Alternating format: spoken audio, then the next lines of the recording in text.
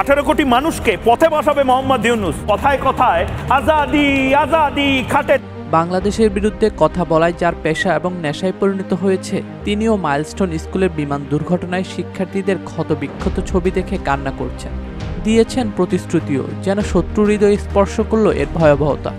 বলছি আলোচিত সমালোচিত ভারতীয় সাংবাদিক ময়ূক রঞ্জন ঘোষের কথা।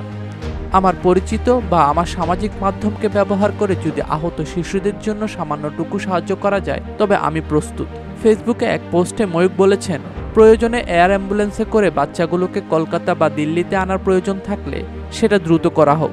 পোড়া মাংস শুকানোর পরে সবচেয়ে বড় যন্ত্রণা হয়, তখনই প্রয়োজন হয় অত্যাধুনিক ইন্টেন্সিভ কেয়ার।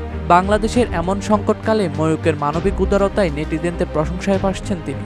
ওই পোস্টে ময়ূক আরও বলেছেন, কাল সারা রাত খোঁজ নিচ্ছিলাম।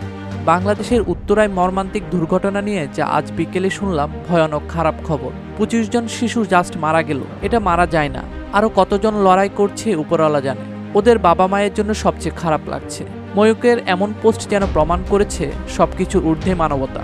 একসময় বাংলাদেশের বিরুদ্ধে শত্রুতার চোখে কথা বলা ময়ূক সান্ত্বনা দিয়ে বলেছেন, পাশে থাকবো সাধ্যমতো, সব ঠিক হয়ে যাবে।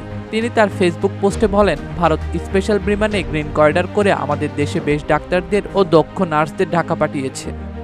বার্ন ইনজুরি ট্রিটমেন্ট সংক্রান্ত ভারতের সমস্ত প্রযুক্তি আমরা বাংলাদেশকে দিচ্ছি। আহত শিশুদের জন্য প্রয়োজনে এয়ার অ্যাম্বুলেন্সে করে দিল্লিতে আনার প্রস্তাবও দেন তিনি।